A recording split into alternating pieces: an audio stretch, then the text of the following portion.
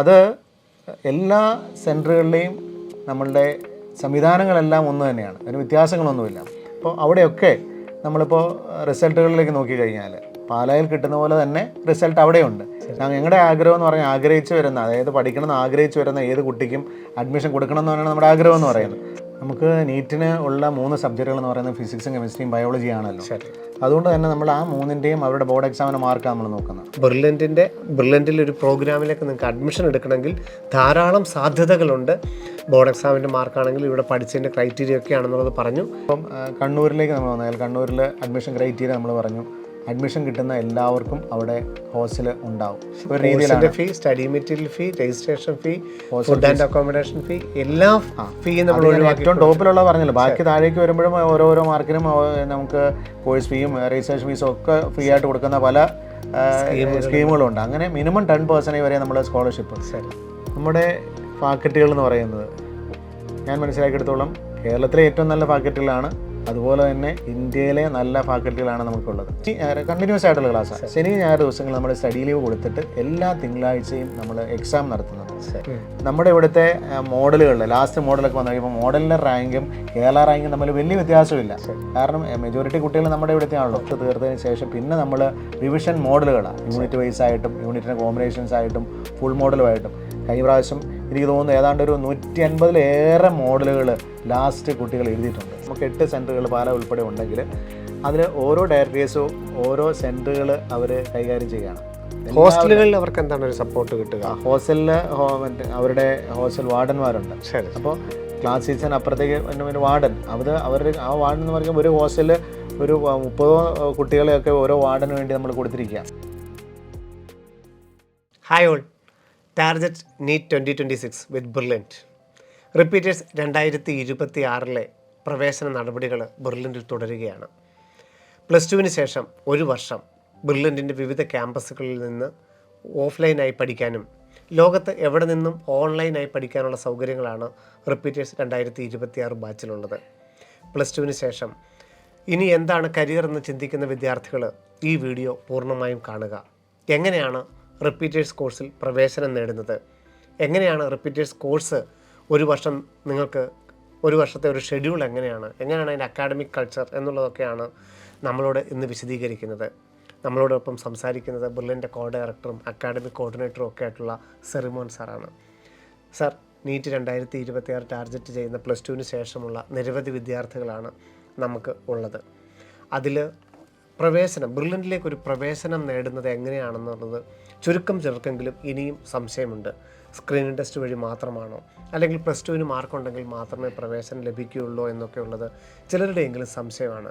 എങ്ങനെയാണ് brilliant repeaters പ്രോഗ്രാമിലേക്ക് പ്രവേശനം നേടുന്നത്? ബ്രില്യൻറ്റ് റിപ്പീറ്റേഴ്സ് പ്രോഗ്രാമിലേക്ക് പ്രവേശനം നേടാനായിട്ട് നമ്മൾ പല മാനദണ്ഡങ്ങളും ഉണ്ട്. അതിൽ ഒരു മാനദണ്ഡം മാത്രമല്ല, ഏതെങ്കിലും ഒരു ക്രൈറ്റീരിയ ഏതെങ്കിലും ഒരെണ്ണം സാറ്റിസ്ഫൈ ചെയ്താൽ മതിയാവും.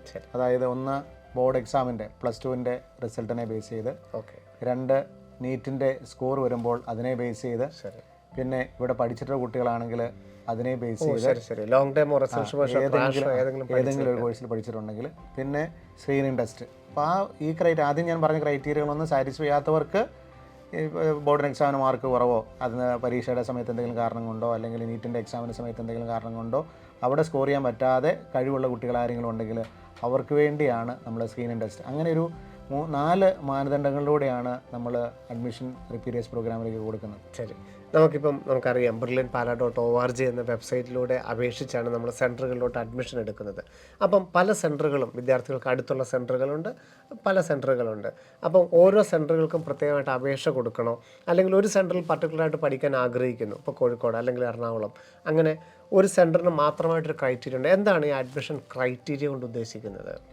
അതായത് നമ്മളിപ്പോൾ സെൻറ്ററുകൾ എല്ലാം ഇട്ടിരിക്കുന്നത്, അതായത് കേരളത്തിലെ വിവിധ സ്ഥലങ്ങളിലായിട്ട്, ഇപ്പോൾ കണ്ണൂർ, അതുപോലെ തന്നെ കോഴിക്കോട്, അതുപോലെ കോട്ടയ്ക്കൽ, തൃശ്ശൂർ, എറണാകുളം, കൊല്ലം, തിരുവനന്തപുരം, പാല, ഈ സ്ഥലങ്ങളിലെല്ലാം നമ്മളിങ്ങനെ വ്യത്യസ്ത സ്ഥലങ്ങൾ ഇട്ടിരിക്കുന്നതിൻ്റെ ഉദ്ദേശം ആ നാട്ടിലുള്ള കുട്ടികൾക്ക് അവരുടെ നാട്ടിൽ തന്നെ നിന്ന് പഠിക്കുക എന്നുള്ള ഒരു ഉദ്ദേശത്തിലാണ്. കാരണം അവർക്ക് യാത്ര ചെയ്ത്, പണ്ട് നമുക്ക് പാലയിലേക്ക് വന്നാലേ പറ്റുമുണ്ടായിരുന്നുള്ളൂ. അപ്പോൾ അവരുടെ ബുദ്ധിമുട്ട് കുറയ്ക്കുക എന്നുള്ളൊരു ഉദ്ദേശത്തിലാണ് നമ്മൾ ഇത്രയും സെൻറ്ററുകൾ എത്തിയിരിക്കുന്നത്. അപ്പോൾ അവിടെയെല്ലാം ഞാൻ ഈ പറഞ്ഞ ക്രൈറ്റീരിയകൾ വഴി അഡ്മിഷൻസ് കൊടുക്കുന്നുണ്ട്. അപ്പോൾ അത് എല്ലാ സെൻറ്ററുകളിലെയും നമ്മളുടെ സംവിധാനങ്ങളെല്ലാം ഒന്ന് തന്നെയാണ്, അതിന് വ്യത്യാസങ്ങളൊന്നുമില്ല. അപ്പോൾ പലരുടെയും ഒരു വിചാരമെന്ന് പറയുന്നത് പാലായിൽ വന്നാൽ മാത്രമാണ് എല്ലാം കിട്ടുക, അല്ലെങ്കിൽ ഇവിടുത്തെ ടീച്ചേഴ്സ് അല്ല നമ്മുടെ സെൻറ്ററുകളിൽ പഠിപ്പിക്കുക എന്നുള്ളതാണ്. എനിക്ക് തോന്നുന്നു അവിടെ ഒരു പരിധി വരെ നമ്മളിപ്പം ഒരു റിസൾട്ടുകളൊക്കെ പ്രഖ്യാപിക്കുന്ന സമയത്ത് നമ്മൾ ബ്രില്യൻ സ്റ്റഡി സെൻറ്റർ പാല എന്ന് പറഞ്ഞുകൊണ്ടാണ് റിസൾട്ടുകൾ പറയുന്നത്. അതുകൊണ്ടായിരിക്കാം ഒരു പക്ഷേ അങ്ങനെ ചിന്തിക്കുന്നത്. നമ്മുടെ റിസൾട്ടുകൾ എല്ലാ സെൻറ്ററുകളിലും ഒരുപോലെ തന്നെയല്ലേ? നമ്മൾ ബ്രില്യൻ, നമ്മുടെ ഒരു നെയിം തന്നെ അങ്ങനെയാണ്, ബ്രില്യൻ സ്റ്റഡി സെൻറ്റർ പാല എന്ന് പറയുന്ന അതിൻ്റെ പേരാണ്. ശരി. അപ്പോൾ ആ ഒരു ബ്രാൻഡ് നെയിമിലാണ് നമ്മൾ അറിയപ്പെടുന്നത്. അല്ല, ആ ഒരു അത് മുഴുവനാണ്. ബ്രില്യൻ സ്റ്റഡി സെൻറ്റർ എന്ന് മാത്രമല്ല, ബ്രില്യൻ സ്റ്റഡി സെൻറ്റർ പാല, ബ്രില്യൻ സ്റ്റഡി സെൻറ്റർ പാലയുടെ സെൻറ്ററുകൾ എന്നാണ് ബാക്കിയുള്ള, അപ്പോൾ അതിൻ്റെ സെൻറ്ററുകൾ എന്നാണ്. അപ്പോൾ അങ്ങനെ പറയുന്നതുകൊണ്ടായിരിക്കാം ചിലപ്പോൾ അങ്ങനെ ചിന്തിക്കുക. പക്ഷേ നമുക്കറിയാം, നമ്മുടെ കഴിഞ്ഞ കാലങ്ങളിലെ റിസൾട്ടുകളൊക്കെ എടുത്തു കഴിഞ്ഞാൽ ഇപ്പോൾ ഏറ്റവും ആദ്യം തുടങ്ങിയ സെൻറ്ററുകൾ ചിലപ്പം പാല കഴിഞ്ഞിട്ട് പിന്നെ എറണാകുളവും പിന്നെ അതിനുശേഷം കോഴിക്കോടും തിരുവനന്തപുരവും ഒക്കെ, ഏറ്റവും കഴിഞ്ഞ വർഷം തുടങ്ങിയതാണ് കണ്ണൂരും കോട്ടയ്ക്കലും ഒക്കെ. അപ്പോൾ അവിടെയൊക്കെ നമ്മളിപ്പോൾ റിസൾട്ടുകളിലേക്ക് നോക്കിക്കഴിഞ്ഞാൽ പാലായിൽ കിട്ടുന്ന പോലെ തന്നെ റിസൾട്ട് അവിടെയുണ്ട്. പിന്നെ പാലായിൽ കുട്ടികളുടെ എണ്ണം കൂടുതലായതുകൊണ്ട് നമ്മളിപ്പോൾ MBBSന് എണ്ണം കൂടുതൽ നോക്കി കഴിഞ്ഞാൽ ചിലപ്പോൾ പാല എന്നായിരിക്കും MBBSന് എണ്ണം. അപ്പം നമുക്കറിയാം, ഒരു 300 പേര് പഠിക്കുന്നിടത്തുള്ള MBBSന് എണ്ണം ആയിരിക്കുകയല്ലോ ചിലപ്പോൾ കൂടുതൽ എണ്ണമുള്ള സ്ഥലങ്ങളിലുണ്ടാവുക. ആ ഒരു വ്യത്യാസമേ ഉള്ളൂ. അപ്പോൾ പേഴ്സൻറ്റേജ് നോക്കിക്കഴിഞ്ഞാൽ ഇപ്പോൾ നമുക്ക് അവിടെ പഠിക്കുന്ന കുട്ടികളുടെയും കിട്ടുന്ന എണ്ണത്തിനെ കൂടെ പേഴ്സൻറ്റേജ് നോക്കിയാൽ എല്ലാം നമ്മൾ ചെറിയ ചെറിയ വ്യത്യാസങ്ങൾ ഉണ്ടാവുള്ളൂ, വലിയ വ്യത്യാസങ്ങൾ ഉണ്ടാവില്ല. ആ ഒരു ഇപ്പോൾ പെട്ടെന്ന് നോക്കുമ്പോഴത്തേക്ക് എണ്ണമല്ലേ നോക്കുന്നത്, എണ്ണം ഇത്രയും ഉണ്ടല്ലോ, പാലായിലാണ് കൂടുതൽ എണ്ണം. അപ്പോൾ അവിടെ കൂടുതൽ പേര് പഠിച്ചിട്ട് ആ എണ്ണത്തിൽ നിന്നാണ്, ആ പേഴ്സൻറ്റേജ് ആരും കൺസിഡർ ചെയ്യുന്നില്ല. അതുകൊണ്ടാണ് അങ്ങനെ ഒരു തോന്നലുണ്ടാവുക. ശരി. നമുക്ക് കുട്ടികളിപ്പം കൂടുതലുള്ളത് സാർ പറഞ്ഞു പാലായിലാണ് കുട്ടികൾ, തീർച്ചയായിട്ടും 3 ക്യാമ്പസുകളൊക്കെ ഉള്ളതുകൊണ്ട് ക്ലാസ് റൂം കൂടുതലുള്ളതുകൊണ്ടും പാലായിലാണ് കൂടുതൽ കുട്ടി വരുന്നത്. മറ്റുള്ള സെൻറ്ററുകൾ വെച്ച് നോക്കുകയാണെങ്കിൽ കുട്ടികൾ കൂടുതലുള്ള ജില്ലകളനുസരിച്ച് നമുക്ക് ചില ജില്ലകളിൽ കൂടുതൽ തിരക്ക് വരിക, അങ്ങനെ ഒരു സ്വാഭാവികമായിട്ടും അഡ്മിഷൻ ക്രൈറ്റീരിയയിൽ വ്യത്യാസങ്ങളൊക്കെ വരുത്താറുണ്ടോ? അപ്പോൾ നമുക്കിപ്പോൾ കോഴിക്കോട് സെൻറ്ററിൽ ഹോസ്റ്റലുകളുടെ എണ്ണം നമുക്ക് അധികമില്ല, കുറച്ചേ ഉള്ളൂ. ഇപ്പോൾ കോഴിക്കോട് സെൻറ്ററിൽ ഹോസ്റ്റലുകൾ ഒരുവിധം ഫില്ലാവുന്നതുകൊണ്ട് നമുക്ക് അവിടെ ഒരു കുറച്ച് ക്രൈറ്റീരിയ നോക്കിയപ്പോൾ കോഴിക്കോട് സെൻറ്ററിൻ്റെ അഡ്മിഷൻ്റെ ഏതാണ്ട് അവസാന ഘട്ടത്തിലെത്തി. ഹോസ്റ്റലുകൾ ഏതാണ്ട് ഫില്ലായിക്കൊണ്ടിരിക്കുന്നു. ബാക്കിയുള്ള സ്ഥലങ്ങളിൽ എന്ന് വെച്ചാൽ ഹോസ്റ്റൽസ് കൂടുതലുണ്ട്. അപ്പോൾ നമുക്ക് അവിടെ ഹോസ്റ്റൽ എണ്ണം പരിമിതമായതുകൊണ്ട് ആ ഒരു പ്രശ്നം അവിടെയുണ്ട്. അതുകൊണ്ട് അവിടെ ഒരു ബാക്കിയുള്ള സ്ഥലങ്ങളെക്കാളും അല്പവും കൂടെ ഒരു ക്രൈറ്റീരിയ നമ്മൾ കൂടുതലാണ് വെച്ചിരിക്കുന്നതെന്ന് മാത്രം. ഡേ സ്കോളർ ആണെങ്കിൽ എവിടെയും കുഴപ്പമില്ല. കാരണം നമുക്ക് അഡ്മിഷൻ കൊടുക്കുക അല്ലെങ്കിൽ ക്ലാസ് എടുക്കുക എന്ന് പറയുന്നത് നമുക്ക് അതിനുള്ള സംവിധാനങ്ങൾ എല്ലായിടത്തും ഉണ്ട്.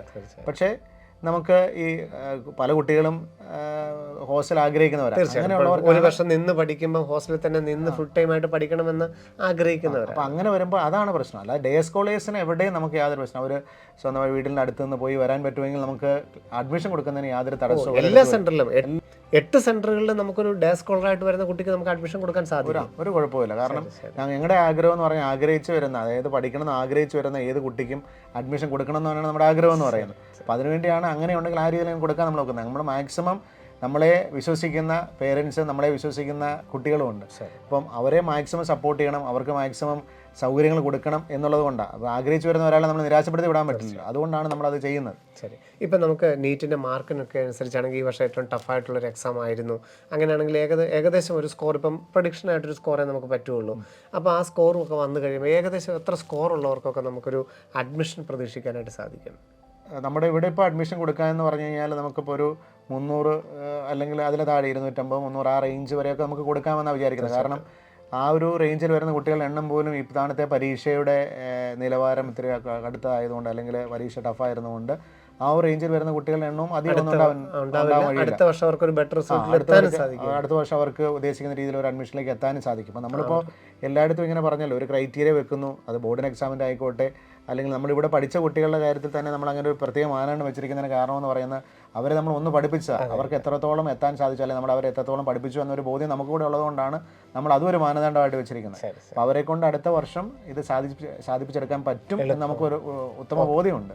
അപ്പോൾ സാർ പറഞ്ഞതിൽ നിന്നും നീറ്റിനൊരു 250 മാർക്കിന് മുകളിലൊക്കെ മാർക്ക് കിട്ടുന്നവർക്ക്, അല്ലെങ്കിൽ ബ്രില്യൻറ്റിൻ്റെ ഏതെങ്കിലും ഒരു ബാച്ചിൽ പഠിച്ചവർക്ക്, കാരണം ബ്രില്യൻറ്റ് ബാച്ചിൽ പഠിച്ചവരാണ് അവർ +2 ബോർഡ് എക്സാമിനേക്കാളും എൻട്രൻസിനായിരിക്കും പ്രാധാന്യം കൊടുത്തത്. അപ്പോൾ അവർക്ക് ബോർഡ് എക്സാമിന് അങ്ങനെ മാർക്ക് നോക്കാതെ തന്നെ നമ്മൾ റിപ്പീറ്റേഴ്സ് ബാച്ചിൽ അഡ്മിഷൻ കിട്ടുമെന്നുള്ളത് മനസ്സിലായി കാണും. സാറേ, ബോർഡ് എക്സാമിൻ്റെ മാർക്ക് ഇപ്പം 3-4 സ്ട്രീമിലാണ്, state syllabus, CBSE, ISC, physics, chemistry, ബയോളജിയുടെ മാർക്കിൻ്റെ അടിസ്ഥാനത്തിലാണോ, എങ്ങനെയാണ് അഡ്മിഷൻ നമുക്ക് നിശ്ചയിക്കാൻ സാധിക്കുക? നമുക്ക് നീറ്റിന് ഉള്ള 3 സബ്ജക്റ്റുകൾ എന്ന് പറയുന്നത് ഫിസിക്സും കെമിസ്ട്രിയും ബയോളജിയും ആണല്ലോ. അതുകൊണ്ട് തന്നെ നമ്മൾ ആ 3ൻ്റെയും അവരുടെ ബോർഡ് എക്സാം 5% മാർക്കാണ് നമ്മൾ നോക്കുന്നത്. അപ്പോൾ 3 കൂടെ കൂടിയുള്ള മാർക്കാണ്. അപ്പോൾ സ്റ്റേറ്റ് സിലബസ് ആണെങ്കിൽ അത് 3 കൂടെ കൂടുമ്പോൾ 600-ലാണ്. First year second second year ചേരുമ്പോൾ CBSE ആണെങ്കിൽ അത് 300-ലാണ്, ISC ആണെങ്കിൽ അത് 300-ലാണ്. അപ്പോൾ നമ്മൾ ഓരോന്നിനും സെപ്പറേറ്റ് ആയിട്ടുള്ള മാനദണ്ഡം വെച്ചിരിക്കുന്നത്. കാരണം എന്താണെന്ന് വെച്ച് കഴിഞ്ഞാൽ നമുക്ക് സ്റ്റേറ്റ് സിലബസിൽ കിട്ടുന്ന അത്രയും മാർക്ക് ചിലപ്പോൾ CBSE കിട്ടിയെന്ന് വരത്തില്ല. അവരുടെ വാല്യുവേഷന് ഇത്രയും കൊണ്ട് വ്യത്യാസമുണ്ട്. അപ്പോൾ ISC ചിലപ്പോൾ അത്രയും കിട്ടിയെന്ന് വരത്തില്ല. അതുകൊണ്ട് നമ്മൾ സ്റ്റേറ്റ് സിലബസിന് വെച്ചിരിക്കുന്ന ഒരു മാർക്ക് എന്ന് പറയുന്നത് ഫിസിക്സ് കെമിസ്ട്രി ബയോളജിക്ക് 89%. അത് ആൺകുട്ടികളാണെങ്കിൽ 87 നമ്മൾ വെച്ചിരിക്കുന്നത്. 2% കുറച്ചാണ്. കാരണം ആൺകുട്ടികൾ പൊതുവേ എണ്ണം കുറവാണ്. പിന്നെ അവർ കോമ്പറ്റേറ്റീവ് എക്സാമിൽ ചിലപ്പോൾ അല്പം കൂടെ ഒരു വ്യത്യാസമാണ് പെർഫോമൻസ് കാണിക്കുന്നുണ്ട്. അപ്പോൾ അതുകൊണ്ട് ഒരല്പം വ്യത്യാസം. അപ്പോൾ 2025 ബോർഡ് എക്സാം എഴുതിയൊരു 2025 വേണമെന്നില്ല, അതിനെ പുറകോട്ടുള്ള വർഷങ്ങളായാലും ഏത് വർഷം ഇപ്പം ചിലപ്പോൾ 2024 പഠിച്ചാലും ശരി, 2023 പഠിച്ചാലും ശരി, അവർ വീണ്ടും ശ്രമിക്കുന്നവരുണ്ടാവും.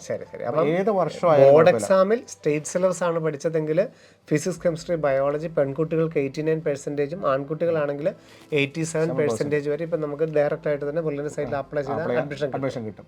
പിന്നെ നമുക്ക് CBSE സിലബസിലേക്ക് വരുമ്പോൾ അത് ഫിസിക്സ് കെമിസ്ട്രി ബയോളജിക്കാണ് 80% ഉണ്ടെങ്കിൽ നമ്മൾ അഡ്മിഷൻ കൊടുക്കും. അത് എല്ലാ സെൻറ്ററിലും അങ്ങനെയാണ്. 80% അഡ്മിഷൻ വേണ്ടിയുള്ള ക്രൈറ്റീരിയ എല്ലായിടത്തും ഒന്ന് തന്നെ, വ്യത്യാസമൊന്നുമില്ല. 80%. പിന്നെ ISC സിലബസ് ആണെങ്കിൽ 75% മതി, 75% മതി ISC സിലബസ് ആണെങ്കിൽ. പിന്നെ നമ്മൾ അതിൻ്റെ അകത്ത് SC ST കാറ്റഗറിയിൽ വരുന്നവർക്ക് വ്യത്യാസമുണ്ട്. കാരണം അവർക്ക് കുറച്ചും കൂടെ അഡ്മിഷൻ കിട്ടാൻ അവർക്ക് കുറച്ച് റിസർവേഷൻസ് ഉള്ളതുകൊണ്ട്, സാധ്യത കൂടുതലുള്ളതുകൊണ്ട്, പിന്നെ അവർ പലരും പല അങ്ങനെയുള്ള ചിലപ്പോൾ സ്കൂളുകളിലൊക്കെ അങ്ങനെയുള്ള അടുത്തായിരിക്കാം ചിലപ്പോൾ വരിക. അപ്പോൾ അതുകൊണ്ട് നമ്മളതുകൊണ്ട് SC കാറ്റഗറി ആണെങ്കിൽ ഒരു 5% കൂടെ ഇപ്പം നിലവിൽ ഇപ്പോൾ പറഞ്ഞേക്കാളും ഒരു 5% കൂടെ കുറഞ്ഞ ഒരു മാർക്ക്, 5% മാർക്ക് കുറവ്. അത് ഏത് സിലബസ് ആയാലും 5% മാർക്ക്. ഇപ്പം നിലവിൽ പറഞ്ഞതിനേക്കാളും 5%. ഇപ്പം ജനറൽ കാറ്റഗറിക്ക് പറഞ്ഞേക്കാളും 5% കുറവ്. ST കാറ്റഗറി ആണെങ്കിൽ 10% കുറവുണ്ടെങ്കിൽ നമ്മൾ അഡ്മിഷൻ കൊടുക്കും. കാരണം അവർക്ക് കിട്ടാനുള്ള സാധ്യത നമ്മൾ മുന്നിൽ കണ്ടു തന്നെയാണ്. കാരണം അവർക്കൊന്നും ഫീസ് ഇല്ലാതെ പഠിക്കാം, പിന്നെ കിട്ടാനുള്ള സാധ്യത വളരെ കൂടുതലാണ്. അതുകൊണ്ട് നമ്മൾ ആ ഒരു റേഞ്ചിലാണ് നമ്മൾ അഡ്മിഷൻ കൊടുക്കുന്നത്. അതാണ് ഈ നമ്മുടെ ഓരോ സ്ട്രീമിൻ്റെയും കട്ട് ഓഫ് എന്ന് പറയുന്ന ഒരു മാർക്ക്. പല സെൻറ്ററുകൾ, പല ഹോസ്റ്റലുകൾ, ഇവിടെയൊക്കെ ഒരു കുട്ടികളുടെ ആരോഗ്യപരമായിട്ട് ബന്ധപ്പെട്ട ഒരു ഫുഡ് മെനു നമ്മൾ കൃത്യമായിട്ട് കീപ്പ് ചെയ്യുന്നുണ്ടെന്ന് കേട്ടു. എങ്ങനെയാണ് ഈ ഫുഡ് മെനു തയ്യാറാക്കുന്നത്? അത് കൃത്യമായിട്ട് പാലിക്കുന്നത് എങ്ങനെയാണ്? നമ്മൾക്ക് ആഴ്ചയിൽ 7 ദിവസവും 4 നേരമുള്ള ഫുഡിന് ഒരു മെനു ഉണ്ട്. ശരി.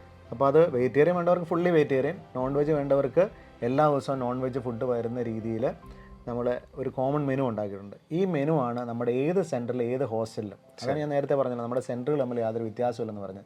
ടീച്ചിങ്ങിൻ്റെ കാര്യത്തിൽ വ്യത്യാസമില്ല, മെൻറ്ററിങ്ങിൻ്റെ കാര്യത്തിൽ വ്യത്യാസമില്ല, ഡയറക്ടേഴ്സിൻ്റെ സപ്പോർട്ടിൻ്റെ കാര്യത്തിൽ വ്യത്യാസമില്ല, ഹോസ്റ്റലിൻ്റെ കാര്യത്തിൽ വ്യത്യാസമില്ല, അവിടുത്തെ മെനുവിൻ്റെ കാര്യത്തിൽ വ്യത്യാസമില്ല. എല്ലായിടത്തും ഒരു കോമൺ മെനു ആണ്. വെജിറ്റേറിയൻ വേണ്ടവർക്ക് വെജിറ്റേറിയൻ, നോൺ വെജ് വേണ്ടവർക്ക് നോൺ വെജ്, അത് എല്ലായിടത്തും ഒരേപോലെ. അതുകൊണ്ട് അങ്ങനൊരു പ്രശ്നം, അതായത് ഫുഡിൻ്റെ കാര്യത്തിൽ അങ്ങനെ ഒരു പ്രശ്നം വരത്തില്ല. എല്ലാവർക്കും ഒരേ മെനുവിൽ തന്നെ. ഈ പലപ്പോഴും നോയമ്പ് കാലമൊക്കെ വരുമ്പോഴേക്കും നമുക്കറിയാം ഫുഡിൻ്റെ സമയക്രമത്തിൽ വ്യത്യാസങ്ങളുണ്ട്.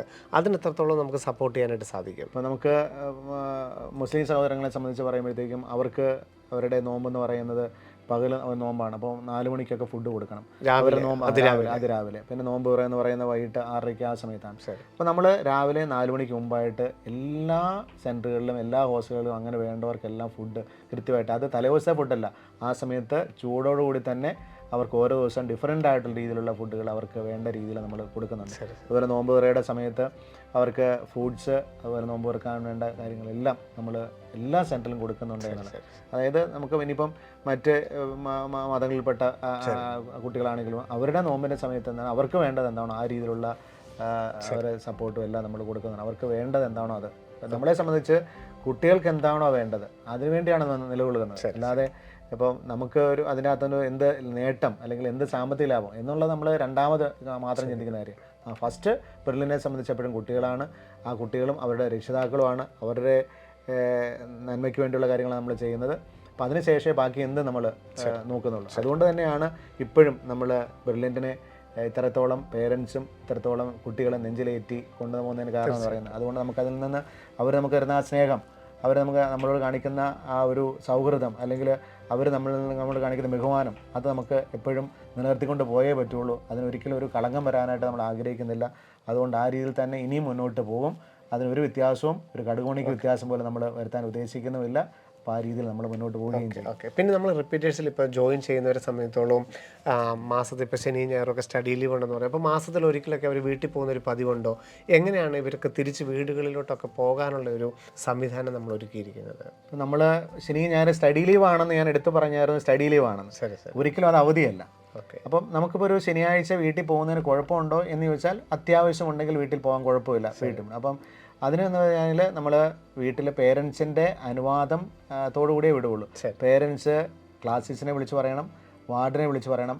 അതുപോലെ തന്നെ ഇവിടെ നമ്മൾ ഹോസ്റ്റൽ ഔട്ട് ഗോയിങ് പാസ് ഉണ്ട്, ആ പാസ് കൊടുത്താണ് വിടുക. തിരിച്ച് വരുമ്പോൾ ആ പാസ് തിരിച്ച് സൈൻ ചെയ്തുകൊണ്ട് വരണം. അതുപോലെ ഇവിടുന്ന് കുട്ടികളെ വിടുമ്പം പേരൻസിനെ വിളിക്കും, തിരിച്ച് ഇവിടെ വന്നു കഴിയുമ്പോഴും പേരൻസിനെ എത്തിയെന്ന് പറഞ്ഞ് വിളിക്കും. അപ്പോൾ അതുകൊണ്ട് അങ്ങനെ ഒരു സംവിധാനം. അപ്പോൾ അതുപോലെ തന്നെ നമുക്ക് ഓണത്തിനോടനുബന്ധിച്ച് ഒരു 10 ദിവസം, ക്രിസ്മസിനോടനുബന്ധിച്ച് ഒരു സെക്കൻഡ് ടൈം എന്നുള്ള രീതിയിൽ 10 ദിവസം, ഇടയ്ക്ക് പൂജയുടെ സമയത്ത് ഒരു 3 ദിവസം, അങ്ങനെ നമ്മൾ ഇടയ്ക്കൊരു ഷോർട്ട് ബ്രേക്ക് പോലെ കൊടുക്കുന്നുണ്ട്. അപ്പോൾ അത് ആ സമയത്ത് വേണമെങ്കിൽ വീട്ടിൽ പോകാം. അപ്പോൾ വീട്ടിൽ പോകാനുള്ള കാര്യത്തിന് വേണ്ടി നമ്മൾ ഇവിടുന്ന് ഇപ്പോൾ പാലായിൽ നിന്നാണ്, മറ്റ് സെൻറ്ററിലാണെങ്കിൽ പ്രശ്നമില്ല, കാരണം അടുത്തടുത്ത ജില്ലകളിൽ. അപ്പോൾ പാലായിലാണ് കേരളത്തിലെ എല്ലാ ജില്ലകളിലെയും കുട്ടികൾ ഉണ്ടാവുക. അപ്പോൾ പാലായിൽ നിന്ന് വാഹന സൗകര്യം എല്ലാ ജില്ലകളിലേക്കും ഉണ്ടാവും, അല്ലെങ്കിൽ ട്രെയിന് പോകാനായിട്ട് റെയിൽവേ സ്റ്റേഷൻ കൊണ്ടുപോകാനുള്ള സംവിധാനമൊക്കെ നമ്മൾ ചെയ്യുന്നുണ്ട്. അപ്പോൾ അങ്ങനെയുള്ള രക്ഷിതാക്കൾ അതിൻ്റെ ആവശ്യം നേരത്തെ തന്നെ അതിൻ്റെ ഡീറ്റെയിൽസ് ഒക്കെ പറയുകയും ചെയ്യും. അപ്പം നമ്മുടെ പ്രേക്ഷകർക്ക് 1-2 കാര്യങ്ങൾ വ്യക്തമായി ഇത് മനസ്സിലാക്കുന്നു. ബ്രില്യൻറ്റിൽ ഒരു പ്രോഗ്രാമിലേക്ക് നിങ്ങൾക്ക് അഡ്മിഷൻ എടുക്കണമെങ്കിൽ ധാരാളം സാധ്യതകളുണ്ട്. ബോർഡ് എക്സാമിൻ്റെ മാർക്കാണെങ്കിൽ ഇവിടെ പഠിച്ചതിൻ്റെ ക്രൈറ്റീരിയ ഒക്കെ ആണെന്നുള്ളത് പറഞ്ഞു. നീറ്റ് റിസൾട്ട് വന്നു കഴിയുമ്പോൾ അതിനനുസരിച്ചുള്ള സാധ്യതകളും ഉണ്ടെന്ന് മനസ്സിലായി കഴിഞ്ഞു. ഇപ്പോൾ പ്രേക്ഷകർക്ക് 1-2 കാര്യങ്ങളിൽ കൂടുതൽ വ്യക്തത കൈവന്നു എന്ന് വിചാരിക്കുന്നു. കാരണം ബ്രില്യൻ്റ് അഡ്മിഷൻ്റെ രീതികളെക്കുറിച്ച് സാർ, ഡേ സ്കോളറായിട്ടുള്ള ഇപ്പോൾ നമ്മൾ ആദ്യം സൂചിപ്പിച്ചതുപോലെ തന്നെ അവനവൻ്റെ വീടിനടുത്തുള്ള ഒരു ബ്രില്യൻ്റ് സെൻറ്ററിൽ പഠിക്കുക എന്നുള്ളത് തീർച്ചയായിട്ടും ഒരു ക്രൈറ്റീരിയ ആണോ? അങ്ങനെയുള്ളവർക്ക് എങ്ങനെയാണ് പ്രവേശന നടപടികളിലോട്ട് കടക്കാൻ സാധിക്കുന്നത്? നമ്മൾ ഏത് സെൻറ്റർ ആയാലും ഒരു വീട്ടിൽ നിന്ന് പോയി വരാൻ പറ്റുന്നതാണെങ്കിൽ അവർക്ക് അഡ്മിഷൻ ഉണ്ടാവും. നമ്മൾ ഏത് സെൻറ്ററിൽ അഡ്മിഷൻ ഉണ്ടാവും. അതിന് പ്രത്യേകിച്ച് നമ്മൾ ഒരു മാർക്കിൻ്റെ മാനദണ്ഡം വെച്ചിട്ടില്ല. പിന്നെ നമ്മളിപ്പോൾ അതിന് മുമ്പുള്ള ഒരു മാർക്കിൻ്റെ മാനദണ്ഡം വെച്ചത് തന്നെ ഞാൻ പറഞ്ഞല്ലോ, ഹോസ്റ്റൽ എന്ന് പറയുന്നത് കൊടുക്കാൻ നമുക്ക് നമ്മുടെ നമ്പർ ഓഫ് സീറ്റ്സിൻ്റെ ഒരു പ്രശ്നമുണ്ട്. അതുകൊണ്ടാണ് അങ്ങനെ ഒരു ക്രൈറ്റീരിയ വെച്ച് നമ്മൾ അഡ്മിഷൻ കൊടുത്തത്. ഡേ സ്കോളർ ആകുമ്പോൾ ആ ഒരു പ്രശ്നമില്ല, പഠിക്കാൻ ആഗ്രഹിക്കുന്നവർക്ക് നമുക്ക് കൊടുക്കാം. രണ്ടാമത് വേറൊരു കാര്യമുണ്ട്, ഓൺലൈൻ ആണെങ്കിൽ എല്ലാവർക്കും നമ്മൾ അഡ്മിഷൻ കൊടുക്കും. ഓൺലൈനും തീർച്ചയായിട്ടും ക്രൈറ്റീരിയകളൊന്നുമില്ല, ഓൺലൈൻ എല്ലാവർക്കും നമ്മൾ അഡ്മിഷൻ കൊടുക്കുന്നുണ്ട്. അതുപോലെ ഡേ സ്കോളർ ആണെങ്കിലും, അതായത് സെൻറ്ററുകളിൽ പോയി വരാവുന്നവരാണെങ്കിലും, ഓൺലൈൻ മോഡിലാണ് പഠിക്കുന്നതെങ്കിലും ഈ പറയുന്ന ഒരു ക്രൈറ്റീരിയകളും ബാധകമല്ലാതെ തന്നെ നമുക്ക് ജസ്റ്റ് അപ്ലൈ ചെയ്ത് ബ്രില്യൻ്റ് പ്രോഗ്രാമുകളിൽ അഡ്മിഷൻ എടുക്കാനായിട്ട് സാധിക്കും അല്ലേ? ഇനി അങ്ങനെയാണെങ്കിൽ നമുക്കിപ്പോൾ ഹോസ്റ്റലുകളെ കുറിച്ചുള്ള സംശയം അതുപോലെ ഉണ്ട് സാറേ. നമുക്ക് കേരളൈറ്റ് ബാച്ചുകൾ നമ്മൾ ഈ പറഞ്ഞ 8 സെൻറ്ററുകളുണ്ട്. നോൺ കേരളൈറ്റ്സ് ആണെങ്കിൽ നമുക്ക് എല്ലായിടത്തും നോൺ കേരളൈറ്റ്സ് ബാച്ച് ഇല്ല. നമുക്ക് നോൺ കേരളൈറ്റ് ആണ് എന്നുണ്ടെങ്കിൽ അവർക്ക് നീറ്റിൻ്റെ സ്പെഷ്യൽ ബാച്ചുകൾ തിരുവനന്തപുരം സെൻറ്ററിലും അതുപോലെ പാലാ സെൻറ്ററിലും, ഈ 2 സെൻറ്ററുകളിൽ നോൺ കേരളൈറ്റ്സിന് വേണ്ടി സ്പെഷ്യൽ ബാച്ചുകളും അവിടെ ഉണ്ട്. കാരണം ഇപ്പം പേരൻസ് ചിലപ്പം കേരളൈറ്റ്സ് ആണെങ്കിൽ പോലും കുട്ടികൾ പലപ്പോഴും പഠിച്ചു വന്ന പോലെ വെളിയിലായിരിക്കാം. അപ്പം അങ്ങനെ വരുമ്പോഴത്തേക്ക് അവർക്ക് മോഡ് ഓഫ് ടീച്ചിങ് ചിലപ്പോൾ മലയാളം ഫുള്ളായിട്ട് ചിലപ്പോൾ, നമ്മുടെ മോഡ് ഓഫ് ടീച്ചിങ് എന്ന് പറയുന്നത് ഫുള്ളി മലയാളമല്ല, കോമ്പിനേഷൻ ഓഫ് ഇംഗ്ലീഷ് ആൻഡ് മലയാളമാണ്.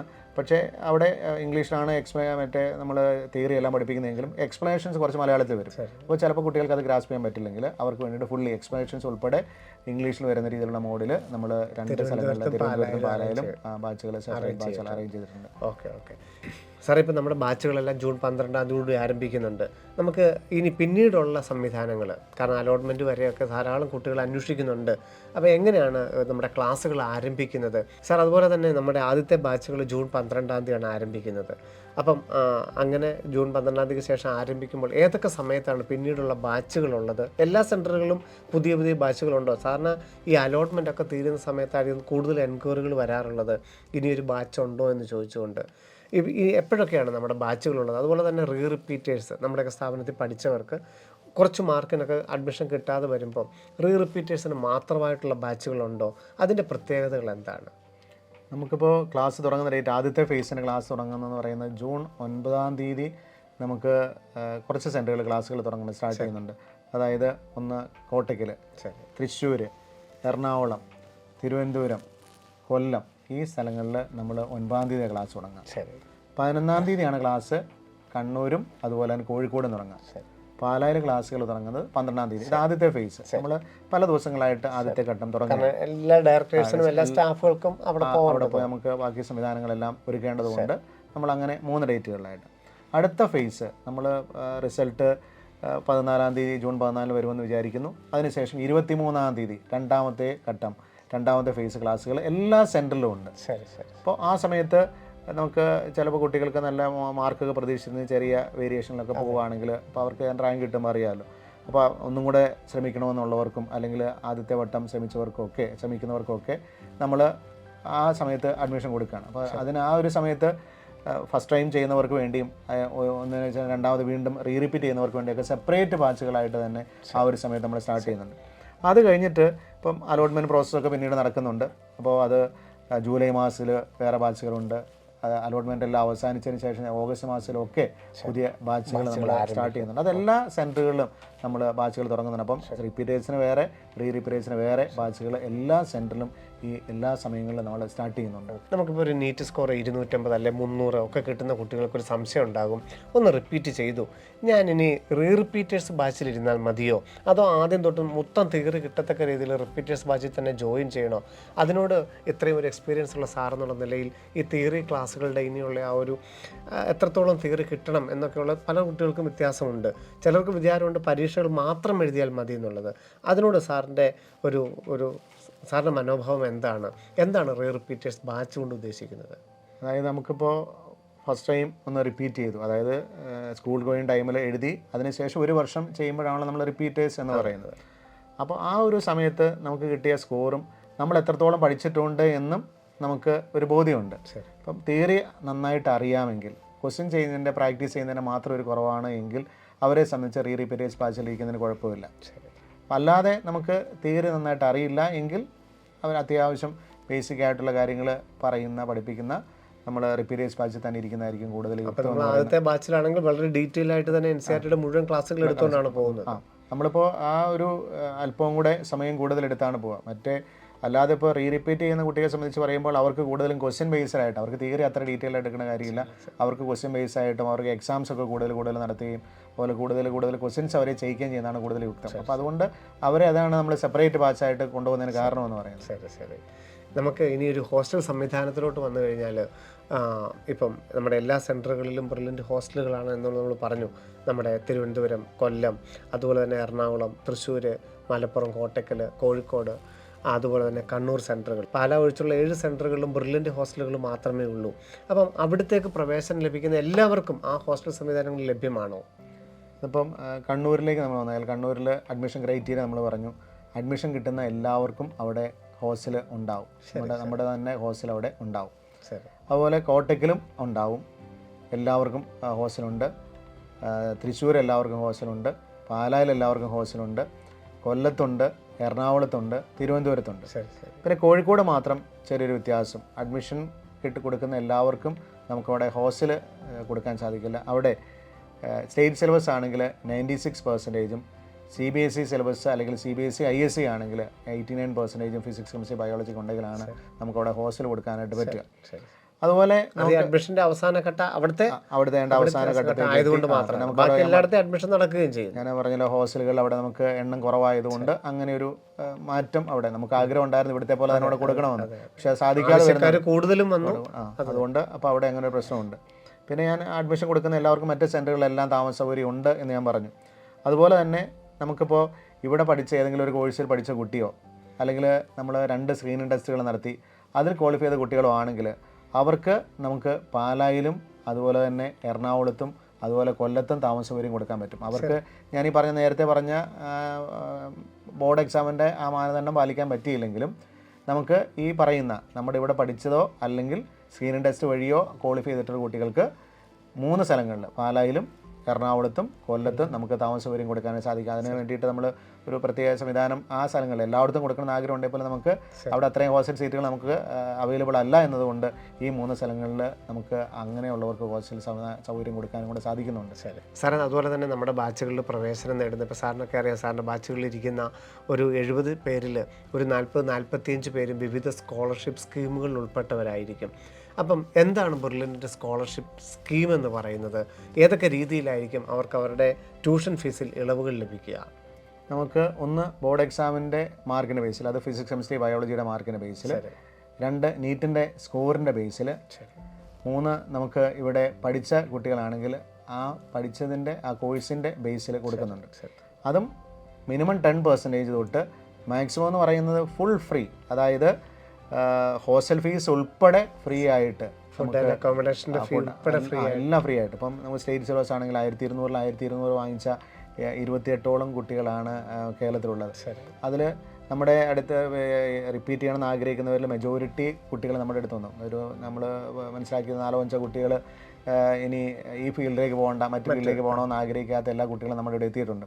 അവർക്കൊക്കെ ആണെങ്കിൽ നമ്മൾ ഫുള്ള് ഫ്രീ ആയിട്ടാണ്, ഒരു പൈസ പോലും ഇല്ല. അതുപോലെ നീറ്റിൻ്റെ സ്കോറൊക്കെ ആണെങ്കിലും 500-ന് മുകളിലൊക്കെ ഉണ്ടെങ്കിൽ നമുക്ക് ഒരു പൈസ പോലും ഇല്ലാതെ നമ്മൾ ഇവിടെ പഠിക്കാൻ സാധിക്കുന്നത്. അപ്പം ഒരു രീതിയിലാണ് fee, study material fee, registration fee, food and accommodation fee, എല്ലാ ഫീയും നമ്മൾ ഏറ്റവും ടോപ്പിലുള്ള പറഞ്ഞല്ലോ. ബാക്കി താഴേക്ക് വരുമ്പോഴും ഓരോ മാർക്കിനും നമുക്ക് കോഴ്സ് ഫീയും രജിസ്ട്രേഷൻ ഫീസും ഒക്കെ ഫ്രീ ആയിട്ട് കൊടുക്കുന്ന പല സ്കീമുകളുണ്ട്. അങ്ങനെ മിനിമം 10% വരെ നമ്മൾ സ്കോളർഷിപ്പ്, അതായത് മാർക്ക് ഉണ്ടെങ്കിൽ ഇവിടെ ഒരു പൈസ പോലും കൊടുക്കാതെ പഠിക്കാനുള്ള അവസരമുണ്ട് എന്നുള്ളതാണ്. അതുപോലെ തന്നെ നമ്മൾ കൊടുക്കുന്ന മറ്റൊന്നാണ്, സാമ്പത്തികമായിട്ട് എന്തെങ്കിലും ബുദ്ധിമുട്ട് അനുഭവിക്കുന്നവരുണ്ടെങ്കിൽ അവർക്ക് അവരുടെ സാമ്പത്തിക സ്ഥിതി എന്താണെന്ന് നമ്മൾ മനസ്സിലാക്കി പഠിച്ചതിന് ശേഷം അങ്ങനെ അർഹതപ്പെട്ടതാണെങ്കിൽ അവരോടും ചിലപ്പോൾ ഒരു പൈസ പോലും നമ്മുടെ കോഴ്സ് ഫീസായിട്ടോ അല്ലെങ്കിൽ ഹോസ്റ്റൽ ഫീസായിട്ടോ വാങ്ങിക്കാതെ ഉള്ള കേസുകളും, അത് നമുക്ക് അങ്ങനെ ഉള്ള കേസുകൾ നമ്മൾ എല്ലാവർക്കും നമുക്ക് കൊടുക്കാൻ പറ്റുമൊന്നുമില്ല. പക്ഷേ അങ്ങനെ ജെന്യുവനായിട്ടുള്ള കേസുകൾ വരികയാണെങ്കിൽ ആ രീതിയിലും. അപ്പോൾ ചിലർക്ക് എല്ലാം സൗജന്യമായിട്ട് കൊടുക്കേണ്ടി വരുന്നവരുണ്ടാവും, കാരണം പഠിക്കാൻ കഴിവുണ്ട് പക്ഷേ അടയ്ക്കാനും പൈസ ഇല്ല, അതിൻ്റെ പേരില്ല. ചിലർക്ക് നമുക്ക് നമ്മുടെ കോഴ്സിൻ്റെ ഫീസ് മാത്രം കൊടുത്താൽ മതിയാവും, ചിലപ്പോൾ കോഴ്സിൻ്റെ ഫീസിൻ്റെ പകുതി കൊടുത്താൽ മതി, ബാക്കി അവർക്ക് അടയ്ക്കാൻ പറ്റുന്നതാവാം. അപ്പോൾ അങ്ങനെയുള്ള അവരുടെ സ്ഥിതി മനസ്സിലാക്കി അത് അന്വേഷിച്ച് നമ്മൾ ആ രീതിയിലും ചിലപ്പോൾ തവണകളായിട്ട് കൊടുത്താൽ മതിയാവും. അപ്പോൾ അങ്ങനെ അവർക്ക് എന്താണോ അവരുടെ സ്ഥിതി എന്താണോ അത് മനസ്സിലാക്കി നമ്മൾ ആ രീതിയിലും ഉള്ള കൺസെഷൻസ് കുട്ടികൾക്ക് കൊടുക്കുന്നുണ്ട്. ശരി. ഇത് കൂടാതെയാണ് ബ്രില്യൻറ്റിൻ്റെ വിവിധ വിക്ടറി ഡേയിൽ വിവിധ റാങ്ക് അനുസരിച്ചുള്ള സ്കോളർഷിപ്പുകളൊക്കെ നമ്മൾ പ്രഖ്യാപിച്ചത്. അത് റിസൾട്ട് വന്നതിന് ശേഷമുള്ള കാര്യങ്ങൾ. ഇപ്പം ക്ലാസ്സുമായിട്ട് ബന്ധപ്പെട്ട കാര്യങ്ങളാണ് ഇപ്പം നമ്മൾ സംസാരിക്കുന്നത്. ഓക്കെ, നമ്മൾ മുൻ വർഷങ്ങളിൽ, അതായത് കഴിഞ്ഞ വർഷവും അതിന് മുമ്പത്തെ വർഷമൊക്കെ ഏതാണ്ട് 1500ഓളം കുട്ടികൾക്ക് പൂർണ്ണമായിട്ടോ അല്ലെങ്കിൽ ഭാഗികമായിട്ടോ ഞാൻ ഈ പറഞ്ഞ പോലെ സാമ്പത്തിക സ്ഥിതി മോശമുള്ളവർക്ക് ആ രീതിയിലുള്ള ഓരോ വർഷവും സ്റ്റുഡൻറ്റ് മൈത്രി എന്ന് പറയുന്ന ഒരു പ്രോഗ്രാമായിട്ട് നമ്മളത് ചെയ്യുകയാണ്. അപ്പോൾ അതിലൂടെ നമ്മൾ അത്രയും കുട്ടികളെ ഇവിടെ പഠിപ്പിച്ചിട്ടുണ്ട്. അപ്പം അതൊക്കെ കുട്ടികൾക്കും അതുപോലെ പേരൻസിനും അത് ഒത്തിരി ഉപകാരപ്പെട്ടിട്ടുണ്ട്. ഞങ്ങൾക്കതിനകത്ത് സന്തോഷമേ ഉള്ളൂ. കാരണം അത്രയും കുട്ടികൾ, അവരുടെ കുടുംബം, അവരുടെ നാട് എല്ലാം രക്ഷപ്പെട്ടല്ലോ എന്നുള്ളൊരു സന്തോഷത്തോടെ ഉത്തരവാദിത്തമായിട്ട് തന്നെയാണ് നമ്മൾ ചെയ്യുന്നത്. ഓക്കെ, ഇനി ബ്രില്യൻറ്റിന് മാത്രം അവകാശപ്പെടാമെന്ന് പറയുന്ന ഒരു അക്കാഡമിക് സെഷനിലോട്ട് നമുക്ക് നോക്കുകയാണെങ്കിൽ അതിനെക്കുറിച്ചും കൂടെ നമുക്ക് പ്രേക്ഷകർക്ക് അറിയേണ്ടതായിട്ടുണ്ട്. ഇപ്പോൾ ബ്രില്യൻറ്റ് മാത്രം അവകാശപ്പെടുന്ന പറഞ്ഞാൽ ഏറ്റവും പ്രധാനപ്പെട്ടത് നമ്മുടെ ഫാക്കൽറ്റീസിൻ്റെ നമ്മുടെ ക്ലാസ്സുകൾ തന്നെയാണ്. എങ്ങനെയാണ് ബ്രില്യൻ്റെ ക്ലാസ്സുകൾ റെഗുലറായിട്ടുള്ള ക്ലാസ്സുകളാണോ, എങ്ങനെയാണ് ക്ലാസ്സുകൾ എടുക്കുന്നത്, എങ്ങനെയാണ് അക്കാഡമിക് സെഷൻ നമ്മൾ വൈൻഡപ്പ് ചെയ്യുന്നത്, എങ്ങനെയാണ് പരീക്ഷാ സിസ്റ്റമൊക്കെ ഏറ്റവും കുറഞ്ഞ വാക്കുകളിൽ നമുക്ക് എങ്ങനെ അത് പറയാനായിട്ട് സാധിക്കും? നമ്മുടെ ഫാക്കൽറ്റികൾ എന്ന് പറയുന്നത് ഞാൻ മനസ്സിലാക്കിയെടുത്തോളം കേരളത്തിലെ ഏറ്റവും നല്ല ഫാക്കൽറ്റികളാണ്, അതുപോലെ തന്നെ ഇന്ത്യയിലെ നല്ല ഫാക്കൽറ്റികളാണ് നമുക്കുള്ളത്. അതിപ്പോൾ അത് ഇവിടുന്ന് പഠിച്ചിട്ട് പോയിട്ടുള്ള കുട്ടികൾക്ക് അറിയാം, അവരുടെ വാക്കുകളിൽ നിന്ന് തന്നെ പേരൻസിനെ മനസ്സിലാക്കാം. അപ്പോൾ ഈ ഫാക്കൽറ്റികൾ നമ്മുടെ എല്ലാ സെൻറ്ററുകളിലും ഒരേ ഫാക്കൽറ്റി തന്നെയാണ്. അതായത് അവരെ നമ്മൾ റൊട്ടേറ്റ് ചെയ്യുകയാണ്. ഇപ്പോൾ പാലായിലുള്ളവർ തന്നെയാണ് മറ്റ് സെൻറ്ററിലേക്ക് പോവുക. പലർക്കും സംശയമുണ്ട്, പാലായിലെ ഫാക്കൽറ്റികൾ തന്നെയാണോ മറ്റ് സെൻറ്ററിൽ എടുക്കുക? നമ്മുടെ പാലായിലെ ഫാക്കൽറ്റികൾ തന്നെയാണ് മറ്റ് സെൻറ്ററുകളിലും ക്ലാസ് എടുക്കുക. അപ്പോൾ നമ്മുടെ ക്ലാസ്സിൻ്റെ ദിവസങ്ങളെന്ന് പറയുന്നത് തിങ്കൾ തൊട്ട് വെള്ളി വരെയുള്ള ദിവസങ്ങളിലാണ് നമ്മൾ ക്ലാസ് എടുക്കുക, തുടർച്ചയായിട്ടുള്ള ക്ലാസ്. അപ്പോൾ രാവിലെ 7:00 തുടങ്ങുന്ന ബാച്ചുകളും 8:00 തുടങ്ങുന്ന ബാച്ചുകളും 8:15, 8:30 അങ്ങനെ വിവിധ സമയങ്ങളിൽ തുടങ്ങുന്നതാണ്. അപ്പോൾ ഒരു ദിവസം ഒരു 5-6 മണിക്കൂർ ഒരു ദിവസം ക്ലാസ്, അത്രയും സമയമാണ് ഒരു ദിവസം ക്ലാസ് എടുക്കുക. അപ്പോൾ അത് തിങ്കൾ തൊട്ട് വെള്ളി വരെയുള്ള ദിവസങ്ങളിൽ. ശനി ഞായർ കണ്ടിന്യൂസ് ആയിട്ടുള്ള ക്ലാസ്സാണ്. ശനി ഞായർ ദിവസങ്ങളിൽ നമ്മൾ സ്റ്റഡി ലീവ് കൊടുത്തിട്ട് എല്ലാ തിങ്കളാഴ്ചയും നമ്മൾ എക്സാം നടത്തുന്നുണ്ട്. തലേ ആഴ്ചയിൽ പഠിപ്പിച്ച ഫിസിക്സും കെമിസ്ട്രിയും ബയോളജിയുടെയും പോർഷൻസിന് അവർക്ക് ആ പഠിച്ചത് എന്തുമാത്രം അവർ പഠിച്ചു, അവരെ ഒന്ന് ഇവാലുവേറ്റ് ചെയ്യാനായിട്ട്, ഇനി എന്തൊക്കെയാണ് അവർക്ക് ഇമ്പ്രൂവ് ചെയ്യാനുണ്ട് എന്നറിയാനായിട്ട് നമ്മൾ എല്ലാ തിങ്കളാഴ്ചകളിലും നീറ്റ് മോഡൽ എക്സാം നടത്തുന്നുണ്ട്. അതുപോലെ അതിനുശേഷം പിറ്റേ ദിവസങ്ങളായിട്ട് നമ്മൾ NCERT എക്സാം നടത്തുന്നുണ്ട്, A+ എക്സാം നടത്തുന്നുണ്ട്.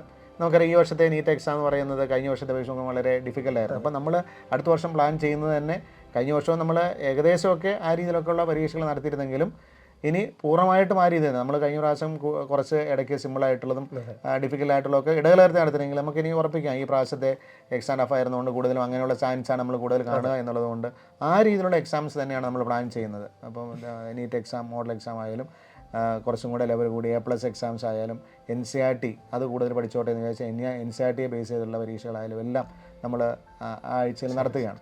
അപ്പോൾ അങ്ങനെ നമ്മൾ ക്ലാസ്സുകൾ ഏതാണ്ട് ഡിസംബർ അവസാനം അല്ലെങ്കിൽ ജനുവരി ആദ്യത്തെ ആഴ്ചയിൽ തീർക്കത്തക്ക രീതിയിലാണ് പോവുക. കാരണം കുട്ടികൾക്ക് നമ്മളിപ്പോൾ പഠിപ്പിച്ചാൽ മാത്രം പോരാ, അവർക്ക് പഠിക്കാനുള്ള സമയം കിട്ടണം. അപ്പം തിങ്കൾ തൊട്ട് വെള്ളി വരെയുള്ള സമയങ്ങളിൽ നമ്മൾ 5-6 മണിക്കൂർ പഠിപ്പിച്ചതിന് ശേഷം അവർക്ക് ഒരു ദിവസം 14 മണിക്കൂർ വരെയും വർക്ക് ചെയ്യാനുള്ള സമയമുണ്ട്. അപ്പോൾ ഇതിനകത്ത് ഈ 6 മണിക്കൂർ ക്ലാസ് എടുത്താൽ ബാക്കിയുള്ള സമയം സെൽഫ് സ്റ്റഡിക്കുള്ള സമയമാണ്. അപ്പോൾ അത് ഹോസ്റ്റലിൽ പോയിരുന്ന് വേണമെങ്കിൽ പഠിക്കാം, അല്ലെങ്കിൽ നമ്മുടെ ക്യാമ്പസുകൾ ഏത് സെൻറ്റർ ആയാലും അവിടെ ക്യാമ്പസുകളിൽ അവിടെ റെഫറൻസ് സൗകര്യമുണ്ട്, ലൈബ്രറി സംവിധാനമുണ്ട്, എല്ലാം ഉണ്ട്. ഹോസ്റ്റലിൽ ലൈബ്രറി ഉണ്ട്. അപ്പോൾ അവർക്ക് എവിടെയാണോ സൗകര്യപ്രദം അതനുസരിച്ച് ക്ലാസ്സിന് ശേഷം എവിടെ നിന്ന് വേണമെങ്കിലും പഠിക്കാനുള്ള സൗകര്യമുണ്ട്. അപ്പം ആ സെൽഫ് സ്റ്റഡി നടക്കുന്നു. ശനി ഞായറും സെൽഫ് സ്റ്റഡി, അപ്പോഴും റെഫറൻസ് സൗകര്യമുണ്ട്. തിങ്കളാഴ്ച പരീക്ഷ എഴുതുന്നു. അപ്പോൾ ആ പഠിച്ച കാര്യങ്ങൾ മുഴുവൻ ആ ഒരാഴ്ച കൊണ്ട് അവർക്ക് തീർത്ത് പോകാനായിട്ട് സാധിക്കുന്നുണ്ട്. അത് കഴിഞ്ഞ് നമ്മൾ ഇടയ്ക്കിടയ്ക്ക് മന്ത്ലി മോഡലുകൾ, അപ്പം നമ്മൾ വീക്കിലി എക്സാം ഒക്കെ നടക്കുമ്പോഴത്തേക്കും ചിലപ്പോൾ 1000-1500 കുട്ടികൾ അങ്ങനെ ഒരു ഔട്ട് ഓഫ് ആണ് വരുന്നതെങ്കിൽ നമ്മൾ പിന്നെ ഇടയ്ക്ക് മോഡൽ നടത്തുമ്പോൾ ഔട്ട് ഓഫ് നമ്പർ കൂടും. അപ്പോൾ കൂടുതൽ കുട്ടികൾ തമ്മിൽ കോമ്പീറ്റ് ചെയ്യാനുള്ള ഒരു അവസരം ഉണ്ടാകും. എല്ലാ സെൻറ്ററിലെയും കുട്ടികളാണ്, എല്ലാ സെൻറ്ററുകളെയും കുട്ടികൾ. അപ്പം വീക്കിലി എക്സാം നടക്കുമ്പോൾ ചിലപ്പോൾ എല്ലാ സെൻറ്ററുകാരും കൂടെ ചിലപ്പോൾ ഒരുമിച്ച് ഉണ്ടായിരുന്നില്ല. പക്ഷേ മന്ത്ലി എക്സാംസിൽ എല്ലാ സെൻറ്ററുകാരും കൂടെ ഒരുമിച്ച് അവരെ ഒന്ന് കോമ്പീറ്റ് ചെയ്യാൻ സാധിക്കും. അപ്പം ബ്രില്യൻറ്റിലെ ഏറ്റവും വലിയൊരു കാര്യം എന്ന് പറയുന്നത് നല്ലൊരു കോമ്പറ്റീഷൻ നടക്കുന്നു എന്നുള്ളതാണ്. കാരണം പഠിക്കുന്ന എല്ലാ കുട്ടികളും ഇവിടെ ആകുമ്പോൾ നല്ലൊരു കോമ്പറ്റീഷൻ, അത് മറ്റൊരിടത്തും കിട്ടാത്തൊരു കാര്യമാണ്. കാരണം വേറെ പലയിടത്തൊക്കെ പഠിച്ച് കഴിയുമ്പോഴത്തേക്കുള്ള കുഴപ്പമെന്ന് പറയുന്നത് അവിടെ നന്നായിട്ട് പഠിക്കുന്ന കുട്ടികളും നന്നായിട്ട് കോമ്പീറ്റ് ചെയ്യുന്ന കുട്ടികളും ഇല്ലാത്തത് കൊണ്ട് ചിലപ്പോൾ ഞാൻ അവിടുത്തെ ടോപ്പായാലും നമ്മൾ ഒറിജിനൽ പരീക്ഷ വരുമ്പോൾ ബന്ധപ്പെട്ട് പോകുന്ന ഒരു അവസ്ഥയാണ് നമുക്കറിയാം. ഇവിടെയാണെങ്കിൽ നമുക്കിപ്പോൾ കഴിഞ്ഞ വർഷമൊക്കെ നമുക്കറിയാമല്ലോ, നമ്മുടെ ഇവിടുത്തെ മോഡലുകളിൽ ലാസ്റ്റ് മോഡലൊക്കെ വന്നു കഴിയുമ്പോൾ മോഡലിൻ്റെ റാങ്കും കേരള റാങ്കും തമ്മിൽ വലിയ വ്യത്യാസമില്ല. കാരണം മെജോറിറ്റി കുട്ടികൾ നമ്മുടെ ഇവിടുത്തെ ആണല്ലോ, 85% മുകളിലും നമ്മുടെ ഇവിടുത്തെ കുട്ടികളായതുകൊണ്ട് ആ 2 റാങ്ക് നമ്മളുടെ ചെറിയ വ്യത്യാസം മാത്രമാണ് വരുന്നത്. അപ്പോൾ അങ്ങനെ അവർക്ക് നന്നായിട്ട് കോമ്പീറ്റ് ചെയ്യാനുള്ള അവസരം ഇവിടെ ഉണ്ടെന്നുള്ളതാണ്. അപ്പോൾ ഞാൻ പറഞ്ഞ പോലെ ജനുവരി ആദ്യത്തെ ആഴ്ചയിലൊക്കെ ക്ലാസ് തീർത്തതിന് ശേഷം പിന്നെ നമ്മൾ റിവിഷൻ മോഡലുകളാണ്, യൂണിറ്റ് വൈസ് ആയിട്ടും യൂണിറ്റിൻ്റെ കോമ്പിനേഷൻസ് ആയിട്ടും ഫുൾ മോഡലുമായിട്ടും. കഴിഞ്ഞ പ്രാവശ്യം എനിക്ക് തോന്നുന്നു ഏതാണ്ട് ഒരു 150-ലേറെ മോഡലുകൾ ലാസ്റ്റ് കുട്ടികൾ എഴുതിയിട്ടുണ്ട്, 150-ലേറെ മോഡലുകൾ. അപ്പോൾ അത് നമ്മൾ ഓഫ്ലൈനായിട്ട് നടത്തുന്നുണ്ട്, ഓൺലൈനായിട്ട് നടത്തുന്നുണ്ട്, എല്ലാം. അത് അങ്ങനെ അത്രയും എക്സാംസ് കുട്ടികൾക്ക് നമ്മൾ പരിചയപ്പെടുത്തി കൊടുക്കണം, അത്ര എഴുതാനുള്ള അവസരമുണ്ട്. അത് മറ്റൊരിടത്തും കിട്ടാത്ത ഒരു കാര്യമാണെന്ന് എനിക്ക് തോന്നുന്നത്. കാരണം ഇന്ത്യയിൽ ഒരു സ്ഥലത്ത് ഇത്രയേറെ എക്സാംസ് കിട്ടിയിട്ടുണ്ടാവില്ല. കുട്ടികൾ തന്നെ പറയാറുണ്ട് ഇത്രയും എക്സാംസ് അതിന് ഇമ്പോർട്ടൻസ് കൊടുക്കുന്ന, പഠിപ്പിക്കുന്നതിനോടൊപ്പം അതിനെ ആ ഒരു പഠിച്ചത് എന്തുമാത്രം ഉണ്ടെന്ന് അവർക്ക് ഇവാലുവേറ്റ് ചെയ്യാനും അവർക്ക് എവിടെയാണ് വീക്കായിട്ടുള്ള ഏരിയ എന്ന് മനസ്സിലാക്കാനൊക്കെ സാധിക്കണമെങ്കിൽ ഈ പറഞ്ഞ എക്സാംസ് ഉണ്ടെങ്കിലേ പറ്റുള്ളൂ. അപ്പോൾ ഞാൻ എത്രത്തോളം പഠിച്ചു, ഞാൻ എല്ലാം പഠിച്ചു തീർന്ന എൻ്റെ വിചാരം. അപ്പോൾ ഏതെങ്കിലും ഒരു ഏരിയയിൽ ഞാൻ വീക്കാണെന്ന് അറിയണമെങ്കിൽ പരീക്ഷ എഴുതുകയും അത് തെറ്റിപ്പോകുന്ന മനസ്സിലാക്കുകയും ചെയ്യുമ്പോഴാണ്. ഇനി ആ പരീക്ഷയുടെയൊക്കെ ക്വസ്റ്റ്യൻസിൻ്റെ വീഡിയോ സൊല്യൂഷൻസും അതിന് ഹിൻസ് ആൻഡ് സൊല്യൂഷൻസ് പ്രിൻറ്റ് ചെയ്ത് കൊടുക്കുന്നുണ്ട്, അതോടെ വീഡിയോ സൊല്യൂഷൻസ് കൊടുക്കുന്നുണ്ട്. അപ്പം എവിടെ കുട്ടികൾക്ക് ഒരു ഡൗട്ട് തോന്നിയാലും അതൊക്കെ ക്ലിയർ ചെയ്യാനുള്ള സംവിധാനമുണ്ട്. അതുപോലെ തന്നെ പഠിപ്പിച്ച് പോകുമ്പോൾ അവർക്കുണ്ടാകുന്ന ഡൗട്ടുകൾ ക്ലാസ്സിൽ തന്നെ ചോദിക്കാം. ഇനി ക്ലാസ്സിൽ ചോദിക്കുന്നില്ലെങ്കിൽ നമുക്ക് ലേണിംഗ് ആപ്പിൽ ഡൗട്ട് ക്ലിയറിംഗ് ഒരു ഫോറം തന്നെ, ഡിസ്കഷൻ ഫോറം തന്നെയുണ്ട്. അപ്പോൾ അവിടെ ക്വസ്റ്റ്യൻസ് പേസ് ചെയ്ത് കഴിഞ്ഞാൽ അതിനുള്ള ഉത്തരങ്ങൾ അവർക്ക് വിത്തിൻ 1 hour തന്നെ കിട്ടുന്ന രീതിയിലൊക്കെ നമ്മൾ കൊടുക്കുന്നുണ്ട്. അപ്പോൾ അങ്ങനെയുള്ള സംവിധാനങ്ങളെല്ലാം നമ്മൾ മുന്നോട്ട് കൊണ്ടുപോകുന്നുണ്ട്. ഇതിൻ്റെ ഒരു സ്ട്രക്ചർ എന്ന് പറയുന്നത് ഇപ്പം ഒരു 4-5 ലെവലായിരിക്കുമല്ലോ വിദ്യാർത്ഥികളും മാനേജ്മെൻറ്റും ഒക്കെ ഉള്ളൊരു, അത് ഏതൊക്കെ ലെവലിലാണ് വിദ്യാർത്ഥികൾക്ക് അതിൻ്റെ ഒരു സേവനം കിട്ടുക? ബ്രില്യൻറ്റിന് മാത്രമായിട്ട് അവകാശപ്പെടാവുന്ന ഒരു ക്ലാസ് മെൻറ്റർഷിപ്പ് അല്ലെങ്കിൽ കോർഡിനേറ്റർ, അങ്ങനെ ഒരു പല ലെവലുകളാണല്ലോ ബ്രില്യൻറ്റ്. ഒരു ബാച്ച് എന്നൊക്കെ പറയുന്ന കൺസെപ്റ്റ് എന്താണ്? ഇപ്പോൾ നമുക്ക് ഡയറക്ടേഴ്സ് 4 പേരാണ്. Stephen sir, George sir, സെബാ sir, Santhosh sir, 4 directors. ഇപ്പോൾ നമുക്ക് 8 സെൻറ്ററുകൾ പാല ഉൾപ്പെടെ ഉണ്ടെങ്കിൽ അതിൽ ഓരോ ഡയറക്ടേഴ്സും ഓരോ സെൻറ്ററുകൾ അവർ കൈകാര്യം ചെയ്യുകയാണ്. അപ്പം അവരുടെ മേൽനോട്ടത്തിലാണ്, അതായത് ഏൽപ്പിച്ച് മാറുക എന്നുള്ളതല്ല, അവരുടെ മേൽനോട്ടം എല്ലാ സെൻറ്ററുകളിലും അവർ ചെല്ലുന്നുണ്ട് എന്നുള്ളതാണ്. ഡയറക്ടേഴ്സ് എല്ലാവരും അവരെ ഏൽപ്പിച്ചിരിക്കുന്ന സെൻറ്ററുകളിൽ അവർ കൃത്യമായിട്ട് നോക്കുന്നുണ്ടെന്ന്. അപ്പോൾ ആ ടോപ്പ് അവരുടെ ഒരു മേൽനോട്ടം. അതിന് താഴെ ഓരോ സെൻറ്ററിലും കോർഡിനേറ്റർമാരുണ്ട്. ഓരോ സെൻറ്ററിലും ഡയറക്ടേഴ്സിന് താഴെ കോർഡിനേറ്റർമാർ, അവരാണ് അവിടുത്തെ കാര്യങ്ങൾ ഏകോപിപ്പിക്കുക. അപ്പോൾ അതിന് സെൻറ്റർ കോർഡിനേറ്റർമാരുണ്ട്. അവർക്ക് താഴെ ഓരോ ക്ലാസ്സിനും ഓരോ മെൻറ്ററുണ്ട്. അപ്പോൾ ആ മെൻറ്ററാണ് ഓരോ ക്ലാസ്സിലെയും കുട്ടികളുടെ കാര്യങ്ങൾ, കുട്ടികളുടെയും അവരുടെ പേരൻസിൻ്റെയും കാര്യങ്ങൾ അവരെ തമ്മിൽ യോജിപ്പിച്ച് കൊണ്ടുപോകുന്നത് മെൻറ്റേഴ്സാണ്. അപ്പോൾ ക്ലാസ് എടുക്കുന്ന ടീച്ചേഴ്സിനേക്കാളും ഈ കുട്ടികളുമായിട്ട് കൂടുതൽ ബന്ധം ഈ പറയുന്ന മെൻറ്റേഴ്സിനുണ്ട്. അത് അവർ ഓരോരുത്തരും ഇൻഡിവിജ്വലായിട്ട് കെയർ ചെയ്യാന്നുള്ള ഉദ്ദേശമാണ്. ക്ലാസ്സിന് ടീച്ചേഴ്സ് പല ബാച്ചുകൾ എടുക്കുമ്പോൾ അവർക്ക് എല്ലാ കുട്ടികളും ഇൻഡിവിജ്വലായിട്ട് ചിലപ്പോൾ അറിയാൻ പറ്റുമെന്ന് പറയില്ല. അപ്പോൾ അങ്ങനെ ഇൻഡിവിജ്വലായിട്ടുള്ള കെയറിങ് കൊടുക്കാൻ വേണ്ടിയിട്ട് മെൻറ്ററുണ്ട്. അതുപോലെ അതിനെ സപ്പോർട്ട് ചെയ്യാനായിട്ട് ഇപ്പോൾ നമുക്ക് മറ്റ് സ്റ്റാഫുകളെല്ലാം ഉണ്ട്. അപ്പോൾ എല്ലാവരും കൂടെ ചേർന്നാണ് ഇത് പോകുന്നത്. ഇപ്പോൾ എന്ന് പറഞ്ഞാൽ ഇപ്പോൾ ലൈബ്രറി സംവിധാനം, ലൈബ്രറിയിൽ അവരെ ഹെൽപ്പ് ചെയ്യാനായിട്ടുള്ള സംവിധാനങ്ങളുണ്ട്. അതുപോലെ തന്നെ നമുക്ക് വാഹന സൗകര്യങ്ങൾ എല്ലാം. അതുപോലെ എനിക്കത് റെഫറൻസിലൊക്കെ ആയിരിക്കുകയാണെങ്കിലും അവിടെയൊക്കെ നമുക്ക് ഹെൽപ്പ് ചെയ്യാനായിട്ട് എല്ലായിടത്തും അവിടെ കാര്യങ്ങൾ അവരെ മെൻറ്റർ ചെയ്യാനായിട്ട് അതിനുള്ള സംവിധാനങ്ങളെല്ലാം നമുക്കുണ്ട്. അപ്പം അതുപോലെ തന്നെ നമുക്ക് ഇപ്പോൾ എന്തെങ്കിലും അസുഖം ഉണ്ടായെങ്കിൽ അതിന് ട്രീറ്റ് ചെയ്യാനായിട്ട് നമ്മൾ നേഴ്സസ് അങ്ങനെയുള്ള ഡോക്ടേഴ്സ് എല്ലാം നമുക്ക് ആ ഒരു സംവിധാനങ്ങൾ. പിന്നെ അതുപോലെ അവർക്ക് എന്തെങ്കിലും മെൻ്റൽ സ്ട്രെസ്സൊക്കെ ഉണ്ടെങ്കിൽ അത് പരിഹരിക്കാനുള്ള കൗൺസിലിംഗ് സംവിധാനങ്ങളൊക്കെ നമ്മൾ പ്രൊവൈഡ് ചെയ്യുന്നുണ്ട്. അപ്പോൾ ഇങ്ങനെ പല ലെവലിലൂടെയാണ് പോവുക. ഹോസ്റ്റലുകളിൽ അവർക്ക് എന്താണ് ഒരു സപ്പോർട്ട് കിട്ടുക? ഹോസ്റ്റലിൽ അവരുടെ ഹോസ്റ്റൽ വാർഡന്മാരുണ്ട്. അപ്പോൾ ക്ലാസ് സീസൺ അപ്പുറത്തേക്ക് പിന്നെ വാർഡൻ അവരുടെ ആ വാർഡൻ എന്ന് പറയുമ്പോൾ ഒരു ഹോസ്റ്റലിൽ ഒരു 30 കുട്ടികളെയൊക്കെ ഓരോ വാർഡിന് വേണ്ടി നമ്മൾ കൊടുത്തിരിക്കുക. അപ്പോൾ അവരുടെ കാര്യങ്ങൾ, അവരുടെ പ്രോഗ്രസ്, ഇപ്പോൾ ഓരോരാഴ്ചത്തെ മാർക്ക്, അവരുടെ പ്രോഗ്രസ് റിപ്പോർട്ട് ഇവാലുവേറ്റ് ചെയ്യുക, അവർക്ക് എന്താണ് കുറവുള്ളതെന്ന് അത് പരിഹരിച്ചു കൊടുക്കുക, അവരുടെ അടുത്ത് സംസാരിക്കുക എന്നുള്ളത് ഹോസ്റ്റലിൽ അവരെ നോക്കാൻ ഇങ്ങനെ 30-40 കുട്ടികളെ നോക്കാൻ വേണ്ടി അവിടെ വാർഡന്മാർ വേറെയുണ്ട്. ഇപ്പോൾ ഒരു പേരൻസുമായിട്ടുള്ളൊരു ഇൻട്രാക്ഷൻ, ഒരു പേരൻസ് ഒരു കുട്ടി ഇവിടെ കൊണ്ട് ആക്കി കഴിഞ്ഞാൽ എത്രത്തോളം സുരക്ഷിതത്വത്തിനുള്ളൊരപ്പുറത്ത് ആ കുട്ടിയുടെ ഒരു ലക്ഷ്യത്തിന് വേണ്ടിയിട്ട് നിൽക്കുമ്പോൾ ആ പേരൻസുമായിട്ടുള്ളൊരു ഇൻട്രാക്ഷൻ അതെങ്ങനെയാണ് നമ്മൾ മെയിൻറ്റെയിൻ ചെയ്യുന്നത്? അതിപ്പോൾ ഞാൻ പറഞ്ഞല്ലോ, മെൻറ്റർ കുട്ടിയും പേരൻസുമായിട്ട് നല്ല റിലേഷനിലാണ്. അപ്പോൾ അവർ കുട്ടിയുടെ കാര്യങ്ങൾ പേരൻസിനോട് സംസാരിക്കുന്നു. അപ്പോൾ അത് ഉണ്ട്. അതുപോലെ തന്നെ ഹോസ്റ്റലിലെ കാര്യങ്ങളാണെങ്കിലും വാർഡന്മാർ അവരും പേരൻസുമായിട്ട് നല്ല റിലേഷൻസിലാണ്. അപ്പം അതുപോലെ തന്നെ പേരൻസുമായിട്ടുള്ള മീറ്റിങ്ങുകൾ, ഇപ്പം ലൈവ് മീറ്റിങ്ങുകൾ നടക്കുന്നുണ്ട്. അതോടൊപ്പം ഇവിടെ ഓഫ്ലൈൻ മീറ്റിങ്ങുകളുണ്ട്, ലൈവ് മീറ്റിങ്ങുകൾ നടക്കുന്നുണ്ട്. അതോടൊപ്പം ഇവർ ഓഫ്ലൈനായിട്ട് ഇവരിവിടെ വന്ന് ഫിസിക്കൽ പ്രസൻസിലൂടെ തന്നെ ഇപ്പം വന്ന് ഇവിടെ ഒന്ന് സംസാരിക്കാൻ, കുട്ടിയെ കൂട്ടി സംസാരിക്കാൻ, കുട്ടിയില്ലാതെ പേരൻസിന് ടീച്ചേഴ്സുമായിട്ട് സംസാരിക്കാൻ, അങ്ങനെ എല്ലാ രീതിയിലുള്ള സപ്പോർട്ടും പേരൻസുമായിട്ട്. പിന്നെ അറ്റൻഡൻസും മാർക്കും ഒക്കെ ഉള്ളത് എല്ലാം മൊബൈൽ SMS വഴിയും വെബ് വഴിയും ഒക്കെ അവർക്ക് ഡയറക്റ്റ് ആയിട്ട് വേണമെങ്കിൽ മോണിറ്റർ ചെയ്യുകയും ചെയ്യും. അതുപോലെ തന്നെ നമ്മുടെ എല്ലാ ക്യാമ്പസുകളും ഹോസ്റ്റലുകളും ഒക്കെ വൈഫൈ സൗകര്യങ്ങളുള്ളതാണ്. അപ്പോൾ സ്വാഭാവികമായിട്ടും ഇപ്പോഴത്തെ കുട്ടികളിൽ എല്ലാവരുടെ കയ്യിലും മൊബൈൽ ഫോണുകളുണ്ട്. അപ്പം നമ്മുടെ ക്യാമ്പസിലും ക്ലാസ് റൂമിലും ഒക്കെ യഥേഷ്ടം മൊബൈൽ ഫോണുകൾ ഉപയോഗിക്കാമോ എന്നുള്ളത് രക്ഷിതാക്കൾക്കൊരു സംശയമുണ്ട്. കാരണം വളരെ സീരിയസ് ആയിട്ട് പഠിക്കേണ്ട ഒരു സമയമാണ്. എന്നാൽ അവർക്ക് പഠിക്കാൻ ആവശ്യത്തിന് സൗകര്യം വേണം താനും. ഇപ്പോൾ ഇതിനെ എങ്ങനെയാണ് ബ്രില്യൻറ്റ് കൈകാര്യം ചെയ്യുന്നത്? നമ്മളിപ്പം ഓഫ്ലൈൻ ക്ലാസ്സുകൾ നടക്കുന്നുണ്ട്. അപ്പോൾ അവർക്ക് ഒന്നും കൂടെ ആ ക്ലാസ്സുകൾ കേൾക്കണമെങ്കിൽ ക്ലാസ്സിൽ വീണ്ടും വരാൻ പറ്റില്ല. അപ്പം ഏതെങ്കിലും ഒരു പോർഷനിൽ ചെറിയ ഡൗട്ട് ഉണ്ടെങ്കിൽ അവർക്ക് ക്ലാസ്സുകൾ കാണുന്നതിന് വേണ്ടി നമ്മൾ ലേണിംഗ് ആപ്പ് കൊടുത്തിട്ടുണ്ട്. അതുപോലെ ലേണിംഗ് ആപ്പിൽ എക്സാംസ് എഴുതാനുണ്ട്, ചാപ്റ്റർ വൈസ് എക്സാംസ് എഴുതാനുള്ള സംവിധാനമുണ്ട്. അപ്പോൾ അതിനുവേണ്ടി കുട്ടികൾക്ക് നമ്മൾ ടാബ് പ്രൊവൈഡ് ചെയ്യുന്നുണ്ട്. അപ്പോൾ അത് കുട്ടികൾ സ്വന്തമായിട്ട് ടാബ് ഉണ്ടെങ്കിൽ അത് ഉപയോഗിക്കാം. പക്ഷേ അത് കസ്റ്റമൈസ് ചെയ്താൽ നമ്മൾ കൊടുക്കുക. ബ്രില്യൻറ്റിൻ്റെ ക്ലാസ്സുകളല്ലാതെ മറ്റൊന്നും കാണാനായിട്ട് ടാബിൽ പറ്റത്തില്ല. അപ്പോൾ ടാബോ അല്ലെങ്കിൽ ലാപ്പോ ഉള്ളവരാണെങ്കിൽ അത് കൊണ്ടുവരാം, അല്ലെങ്കിൽ ഇവിടെ നിന്ന് പർച്ചേസ് ചെയ്യാം.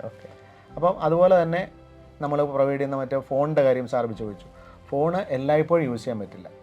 നമ്മൾ ഫോണ് ആഴ്ചയിൽ 3 ദിവസം വൈകിട്ട് പേരൻസിനെ വിളിക്കാൻ വേണ്ടി ഒരു 45 അല്ലെങ്കിൽ 1 hour നമ്മൾ ബ്രേക്ക് കൊടുക്കുന്ന സമയത്ത്, സപ്പറിന് ബ്രേക്ക് കൊടുക്കുന്ന സമയത്ത് കുട്ടികൾക്ക് ഫോൺ, അത് ആഴ്ചയിൽ 3 ദിവസം മാത്രം, അല്ലാത്ത സമയങ്ങളിൽ നമ്മൾ വാങ്ങിച്ചു വെക്കുക ചെയ്യുന്നത്. അപ്പോൾ വൈഫൈ സംവിധാനം എന്ന് പറയുന്നത് നമുക്ക് ഈ ടാബ് എല്ലാം ക്ലാസ്സുകൾ അല്ലെങ്കിൽ എക്സാംസ് എഴുതാൻ വേണ്ടിയാണ് വൈഫൈ സംവിധാനം നമ്മൾ കൊടുത്തിരിക്കുന്നത്. അല്ലാതെ മൊബൈൽ ഫോൺ ഉപയോഗിച്ച് വൈഫൈ സംവിധാനത്തിലൂടെ അവർക്ക് യൂട്യൂബിലുള്ള എന്തെങ്കിലും കാണാനോ അങ്ങനെയല്ല നമ്മൾ കൊടുത്തിരിക്കുന്നത്. അപ്പോൾ അങ്ങനെ ഫോണ് യൂസ് ചെയ്യാം, അതുപോലെ ടാബ്.